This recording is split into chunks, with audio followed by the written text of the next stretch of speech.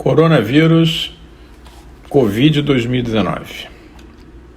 É uma nova moléstia descrita há apenas 4 meses a esse momento, que se diferencia das 2 epidemias anteriores similares, uma chamada MERS-CoV, que é a Síndrome Respiratória do Oriente Médio, que aconteceu na Arábia Saudita por volta de 2012, com 800 pessoas afetadas, mortas, e a SARS original de 2003, com mais ou menos 650 mortos na Ásia, 2002 e 2003.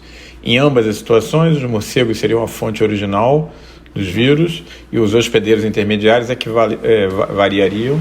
No caso da MERS, o dromedário, e no caso da SARS original, seria a civeta, um pequeno mamífero da Ásia. A família coronavírus, então, ela é extensa, já fez vários pulos para o ser humano. Existe um chamado NL63, que parece que fez a passagem para os seres humanos por volta do ano 1100. A SARS, como eu comentei, em 2003, vindo da civeta. A MERS, vinda em 2012, do dromedário. E um outro tipo de coronavírus chamado OC43, nos anos 1800, que o gado parece ter sido o hospedeiro intermediário. Para o novo coronavírus descrito em Wuhan, nós não sabemos ainda, com certeza, mas sabemos que morcegos estão envolvidos em todas essas situações. Essas são as 6 razões de porquê. 6 reasons why. Primeiro, grupos de milhões de indivíduos vivendo juntos, empacotados, com trocas de vírus extensas. Segundo, a temperatura corporal alta e um metabolismo acelerado, fazendo com que os vírus tenham, nesse metabolismo acelerado, mais chance de se replicar. 3. Um sistema imune alterado, com alta produção de alfa-interferon, que faz com que a ação antiviral do sistema imunológico do morcego seja tremenda, mas ele gera pouca inflamação, ou seja, ele uma vez infectado pelo vírus, ele impede que o vírus entre na sua célula, mas ele não sofre os efeitos deletérios celulares da inflamação. Outra coisa importante é que é um mamífero que pode voar e atingir amplas áreas geográficas e tem, portanto, proximidade com os humanos. E, por fim, em algumas áreas do mundo, pode fazer parte do cardápio. A partir do final dos anos 70, com a entrada da China no mercado mais capitalista, se estimulou a criação de fazendas de criação de animais silvestres, criando pangolim, civetas, serpentes, tartarugas. Podemos ver civetas aqui à esquerda, é um mamífero específico da Ásia. Esses mamíferos eram fonte de proteína e, obviamente, as pessoas que os capturavam na selva levavam para os mercados para vender e fazer algum dinheiro extra. Com a criação das fazendas de criação, isso começou a acontecer em larga escala e esses animais começaram a ficar em contato uns com os outros. E some-se a isso o hábito cultural na China de comprar animais vivos nos mercados públicos para o sacrifício.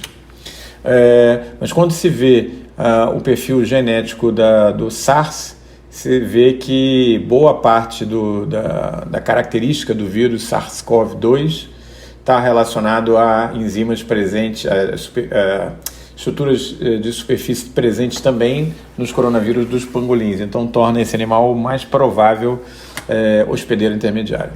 Esses são dados do meados do mês de abril. Hoje nós já estamos chegando a quase 3 milhões, na época com 2 milhões de pessoas afetadas, com 120 mil óbitos, hoje 200 mil óbitos. Esses são números que vão mudando todos os dias, mas o fato, nesses gráficos nós podemos ver, é que a epidemia se comporta de uma maneira um pouco mais tranquila na América Latina quando comparado a outros países. Notem que nos top 10 de países mais afetados não existe nenhum país pertencente à América Latina. No mapa genético do coronavírus nós podemos ver a taxa de mutação muito elevada, né? Em azul as mutações originais na China que levaram à infecção humana, depois já um novo cluster na Europa, com os vírus marcados aqui em verde e amarelo, e já aqui na América com a terceira variação, a terceira cepa do coronavírus. Por que há diferenças tão grandes na epidemiologia em diferentes países? Por diversas razões. Quanto maior a densidade populacional, como na China, na Índia, na Ásia como um todo, maior a chance de contaminação. Quanto mais idosa é essa população, como na Itália e na Espanha, e essa é uma doença que afeta mais pacientes idosos, também o maior risco. Outra coisa que conta é a experiência prévia com surtos ou epidemias mortais, que já aconteceram várias vezes na Coreia, na África, na China, mas nunca no Brasil, por exemplo. Então a população desses países já está pronta para responder às pandemias da forma mais apropriada. A outra coisa é a temperatura mais baixa. Todas as cidades mais pesadamente afetadas, Wuhan, Madrid, Londres, Nova York, todas pertencentes ao mesmo, à mesma latitude, fria, com temperaturas no inverno médias aí entre 5 e 11 graus. Então, vivemos hoje um momento de achatar a curva, né? A ideia é retardar o pico da epidemia, fazendo com que ela não se torne esse pão de açúcar e sim uma colina, para que o sistema de saúde possa absorvê-la. Então, o que vocês preferem? A opção de cima, com uma pessoa contaminando centenas de outras no final, ou com medidas simples de trabalho em casa, de cancelar viagens, fazendo com que esse contágio seja muito mais baixo.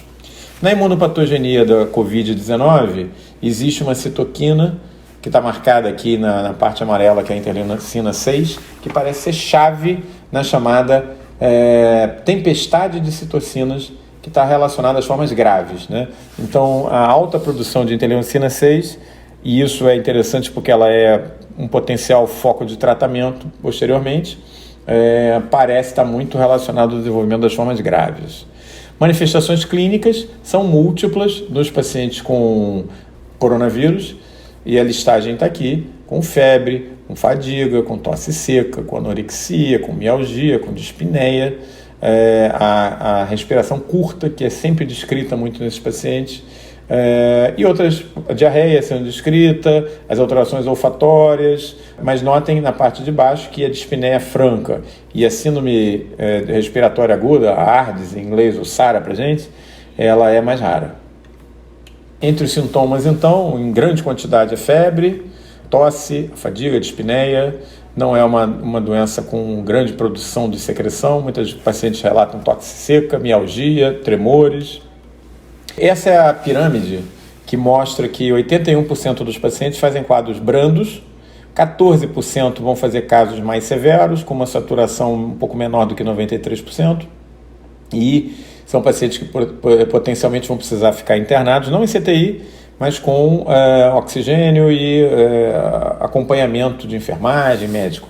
E 5% vão fazer os quadros críticos. Esses sim vão para o CTI, vão ser que têm entubados, são pacientes mais graves. O que nós sabemos é que existem alguns fatores claros que marcam essa evolução para as formas mais críticas, principalmente a coexistência, a comorbidade de doenças cardiovasculares, diabetes, doença respiratória crônica, anormalidades da pressão, hipertensão, câncer associado. Pacientes com sempre condições predisponentes, chance de evoluir para formas graves é de menos de 1%. As primeiras publicações não mostravam muitas manifestações cutâneas ou mucosas. A gente pode ver essa publicação do JAD, já de março desse ano, um artigo que numa área endêmica de dengue falava sobre uma erupção dengue simile. Não sei se podemos valorizar muito essa publicação. Depois seguiram publicações de melhor qualidade, mostrando, por exemplo, avaliação em 88 pacientes com lesões maculopapulosas, urticária e pelo menos um paciente fazendo lesões varicela simile. O grupo italiano, que ganhou muita experiência da pior forma possível, com muitos pacientes graves, relata que na Itália cerca de 20% dos pacientes, em pelo menos um dos centros, apresentaram manifestações cutâneas, principalmente no tronco, sem prurido, sem correlação com a gravidade do quadro. Aqui podemos ver os casos descritos na literatura de acroisquemia em pacientes graves. É curioso que tem poucas descrições, apesar de hoje já 200 mil óbitos, na época 120 mil óbitos. Muitos desses pacientes têm choque séptico e muitos desses pacientes usam, portanto, aminas vasoativas, como dopamina e dobutamina.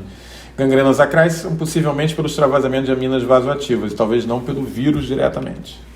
Casos pediátricos, as crianças parecem estar manifestando lesões acrais do estilo eritema pigmentar fixo, eritema multiforme, perniose, inclusive perniose sendo um achado bastante sugestivo hoje de Covid, chamado de Covid toe, ou dedão da Covid. A perniose é uma alteração de eritema, de dor em áreas acrais, em que a gente nem tem muito no Brasil, que está relacionada a temperaturas mais baixas.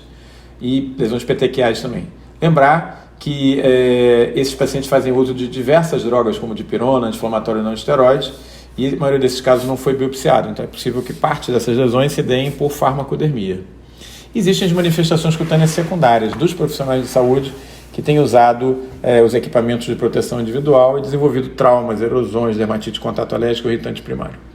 Lembrar que o diagnóstico da COVID vai depender do órgão afetado, né, e da etapa da infecção, se é ainda a etapa inicial de entrada e replicação viral, se é da etapa de apresentação de antígeno, se é quando a imunidade celular começa a afetar ou quando a imunidade humoral entra em ação. Cada uma dessas etapas vai ser avaliada de maneira diferente por técnicas diferentes, como o RT-PCR, ELISA e o CT-scan. O fato é que os dados que nós temos hoje mostram que o RT-PCR, o Real-Time PCR, ele tem aí uma sensibilidade intermediária um pouco superior a 55%, em torno de 55%. Quando a gente vai para a dosagem de IgM e IgG, a gente consegue melhorar essa avaliação. Existem vários protocolos que são importantes, né, de controle, protocolos de entrada em casa, retirada dos sapatos, as roupas, o que é possível deixar do lado de fora, tomando sol, dentro de uma caixa, tome banho se puder, limpe as embalagens, seu celular com álcool gel, se possível dormir, pessoas com soro discordantes, uma contaminada e outra não, dormir em camas separadas, utilizar se possível banheiros diferentes, não compartilhar talheres, manter bastante o cuidado e o foco nas medidas de asseio dentro de casa. Quarentena vertical é uma coisa muito discutida, né? Temos que considerar que existem diferentes realidades e que o mundo está envelhecendo, a pirâmide populacional está mudando, então é uma discussão que envolve política, economia, vamos deixar para outro momento. Existem hoje vários protocolos em ação, com fármacos diversos sendo estudados para combater a infecção pelo Covid.